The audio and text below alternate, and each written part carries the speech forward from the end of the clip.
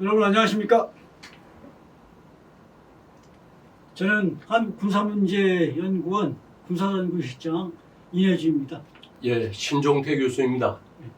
오늘도 신종태 교수님을 모시고 또 전쟁 유적 답사를 떠나보도록 하겠습니다. 지난번까지는 그 스페인의 마드리드와 똘레도 이와 같은 유적지를 돌아봤습니다. 그럼 오늘은 또 어디로 출발하시는 거죠? 오늘은 스페인 남부의 그 그라나다라는 시가 있습니다. 예, 거기 예. 이제 알람브라 궁전이 있죠. 그리고 거기서 좀 떨어진 곳에 론다 계곡이라고 있는데 그 전쟁 유적지에 가보도록 하겠습니다. 알람브라 궁전 그리고 론다의 누에보 다리는 뭐 세계적인 관광명소로 잘 알려지지 않습니까? 근데 신 교수님은 뭐 다른 일반 관광객들을 달리 전쟁 역사 관점에서 답사를 하셨으리라 생각하는데 어떠셨어요? 말씀하신 것처럼 이 두 곳은 우리들에게도 아주 잘 알려진 곳입니다. 음. 저는 그 부지역이 관광지가 아닌 전쟁 역사 측면에서 어떤 의미가 있는지를 한번 눈여겨보았습니다. 그러면 둘 중에서 어느 유적지부터 먼저 소개해 주시겠습니까? 우선 그라나다에 있는 그 알람브라 궁전부터 가보시죠.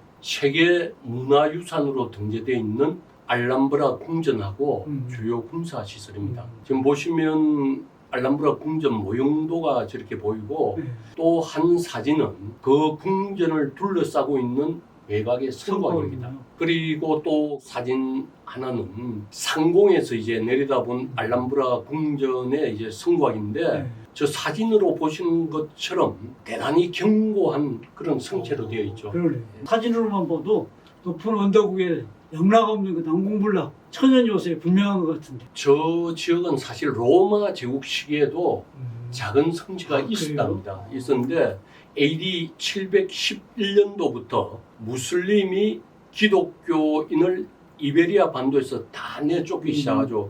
그리고 9세기경에 그러니까 AD 대략 한 900년 정도 되겠죠. 이슬람 세력이 그 위치에 더 튼튼한 성곽을 쌓아 올렸던 것입니다. 그러다가 1238년 술탄 무함마드 1세가 100년에 걸쳐서 그 성체 안에 화려한 알람브라 궁전을 건축했다고 합니다. 100년 동안이나? 예. 야, 그런데 만약에 적군이 쳐들어왔어도 저 성체를 함락시키는 것은 뭐 결코 쉽지 않았을 것 같은데. 예, 맞습니다. 아까 사진에서 본 것처럼 그 성곽 막루에서 내려다보면 멀리 적의 행동을 다 관측할 수 있죠. 그리고 또 성곽 외부에는 100m 이상의 높은 절벽 위에 이 건축이 되어 있다 보니까 적이 또 접근하기도 힘들고 그 절벽 밑에 내려가면 자연 개울이 흐르고 있습니다. 일종의 자연 장애물 역할까지 하고 있죠. 그런데 이제 지금 요새가 높은 언덕 위에 있지 않습니까? 예. 그러다 보면 가장 중요한 게 사실은 수 문제일 텐데 뭐 이것도 어떻게 방법을 찾았겠죠? 그 예, 사람들이? 정말 이제 교수님이 정확한 핵심을 찔렀는데 우리가 전쟁 역사에서 보면 이 견고한 성체를 하더라도 적이 장기간 그 포위하고 있는 것 같으면 제일 문제가 되었던 것이 식수 부족이었죠. 그런데 이 알람브라 궁전은 이런 때를 대비해서 급수 대책을 미리 강구해뒀습니다.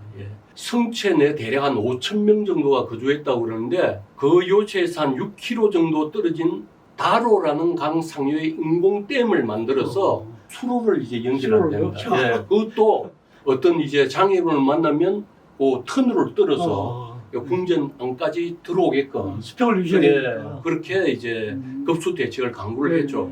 야, 그런데 이걸 했던 당시에는 뭐 다른 뭐 기계가 없었으니까 사람이 그냥 맨손이라든가 곡괭이로만 이게 터널을 뚫었을 것 같은데 그게 사실인가요?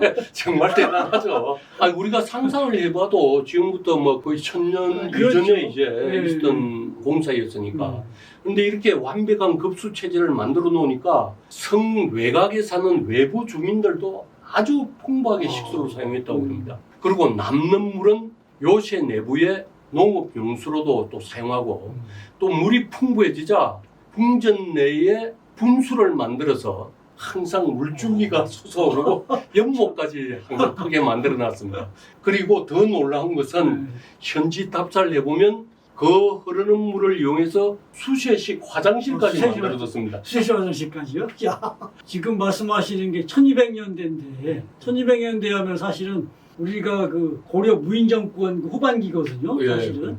그런데 지금부터 무려 800년 전에 그 이슬람 궁전에서는 그 수세식 화장실이 사용됐다는 거 아닙니까? 예, 지금 사진에서 보시면 옛날 주거 지역의 위에는 다 파괴되고 밑에 틈만 남아 있는데 사진 왼쪽에 보시면 저 D자 형태로 저 화장실이 보이죠. 네. 저쪽으로 물이 들어가게끔 해서 용변 본 것을 깨끗하게 쓸어놔게끔 실제 저게 있었습니다. 대단하네요. 흐르는 물을 이용한 수제식 화장실로 800년 전에 이슬람인들의 생활 수준을 단편적으로 볼 수 있습니다. 교수님, 그 한국에서 수제식 화장실이 일반화되기 시작한 때가 제가 기억하기로는 대략 1970년 내지 80년대 정도가 그렇죠. 뭐 안 되죠. 네. 뭐 얼핏 따지면 한 5, 60년 전쯤밖에 안 되죠. 이제 근데 아파트 예. 뭐 지어지고 하면서 그때부터 사실 된 거죠. 예.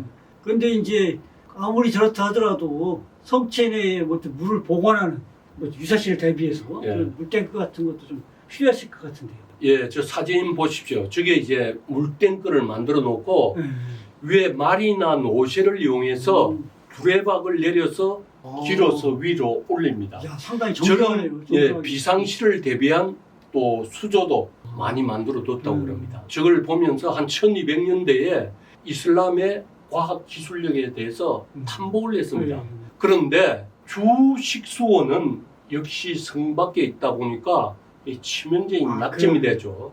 1491년 그 가톨릭 군대가 성곽을 포위하고 장기간 전투를 하다가 외부의 수를 차단해 버리니까 결국 몇 달 후에 저 이슬람군도 항복을 하게 되죠. 그게 큰 약점이었습니다. 아니 이처럼 그 튼튼한 성체 내에서 이슬람 왕국의 통치자 뭐 술탄이라고 이렇게 불렀지 않습니까? 예, 이 사람들이 생활했으면은 엄청나게 그 화려했을 거예요. 예, 저 사진을 한번 보십시오. 저 궁전 밑에 비치는 저 연못, 아마 지금 우리가 봐도 상상을 초월하는 그러네요. 그런 화로운 네. 생활을 하였죠. 성체 내에는 나서르 궁, 사자들의 궁, 이처럼 독립된 궁전들이 몇 개 있고 각각 형태를 달리하면서 아주 그 사치스럽게 많이 꾸며두었습니다. 역사를 보면 이제 동서고금을 막론하고 평화 시기가 계속되다 보면은 보통 통치자들이 자기가 뭐 의식하지 않으면은 사치스러운 생활에 이렇게 빠지는데 저기도 마찬가지. 아, 그렇습니다. 예, 좀 연못하고 수로 이는 겨울에는 습기 보충하고 여름에는 에어컨은 아니지만 냉방을 정말 그런 차원이었다고 합니다.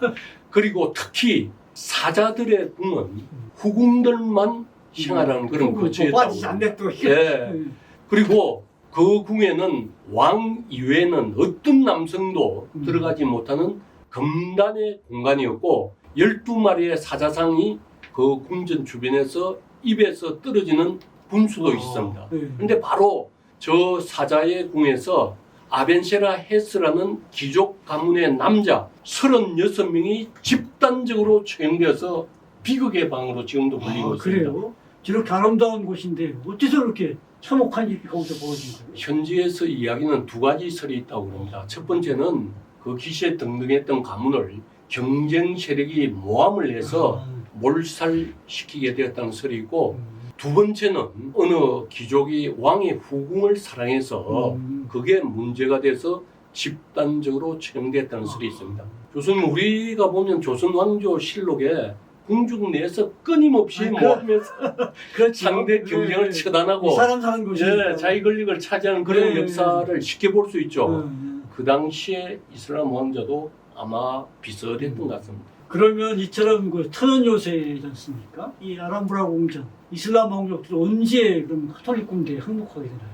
그 1491년 스페인 이사벨 여왕의 군대가 성곽을 포위하고 결국 이슬람군을 이제 굴복시키게 되죠. 그리고 저 알람브라 궁전이 이슬람 궁전에 있던 이슬람군이 항복하면서 사실 700여 년 동안 이베리아 반도를 지배했던 그 이슬람 세력은 눈물을 흘리고 지중해를 건너서 아프리카 대륙으로 철수할 수밖에 없죠. 지브롤터. 상당히 의미 있는 그런 어떤 궁전입니다. 그러면은 이제 아람브라 궁전을 이렇게 답사하셨는데 거기에만 뭐 머물렀던 건 아니시고 예. 딴 데도 또 가셨겠죠? 예, 누에보 다르로 유명한 롬다로 갔습니다. 이 롬다는 한국인들이 스페인 관광할 때 대부분 빠지지 않고 들리는 도시입니다. 예.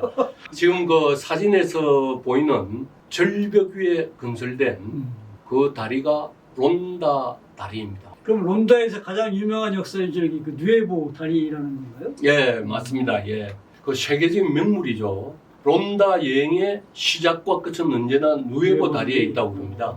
어떤 여행객들은 스페인 관광의 목적이 바로 누에보 다리를 보기 위해서 그래요? 온다고 할 정도로 대단하죠. 실제 거기 가서 보면 협곡 밑바닥이 보이지 않고 그 정도로 예, 그 밑에 이제 강이 흐르고 있죠. 그리고 정확하게 말해서 론다 마을은 이 누에보 다리를 기준으로 해서 이 양쪽으로 더 나눠져 있습니다.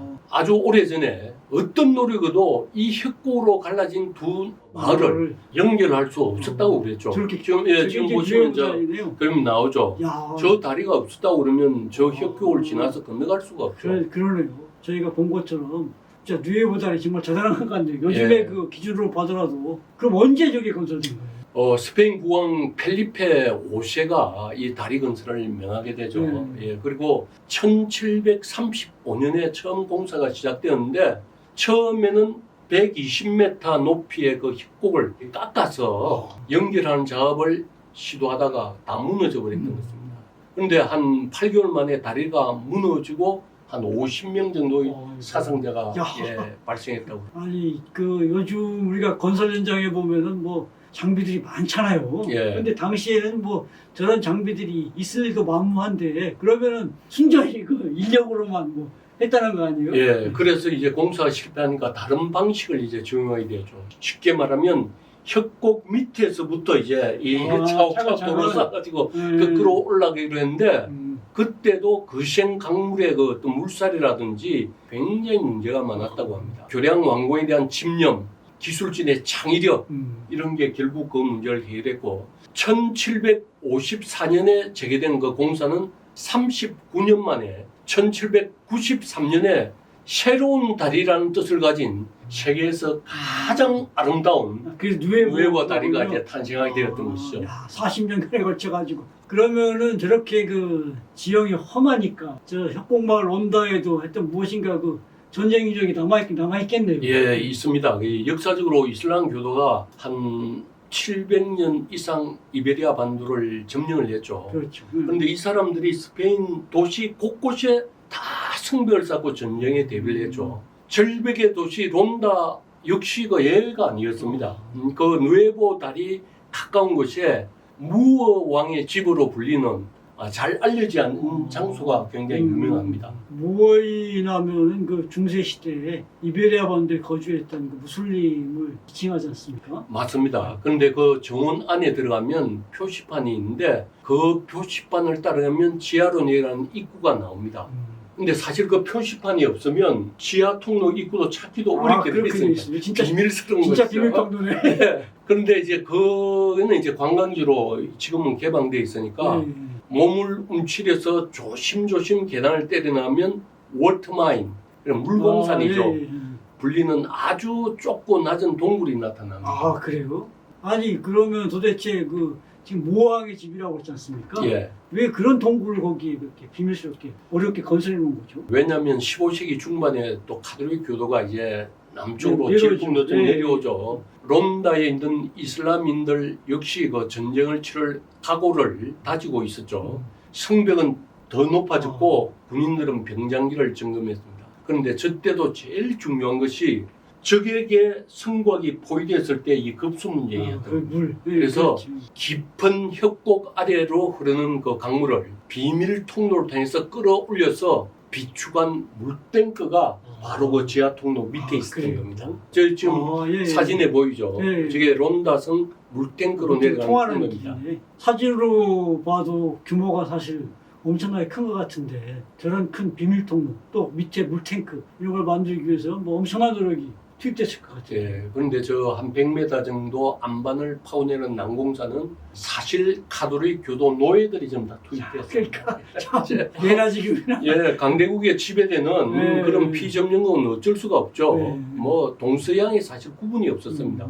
말할 수 없는 노역의 고통에 시달린 노예들은 수시로 동굴 벽면에 십자가를 그려두었다고 합니다. 얼마나 절실했겠어요. 예, 그리고 그 자기가 아는 위치에 새겨놓은 십자가 표식을 만지면서 하나님께 간절히 기도를 했다고 합니다.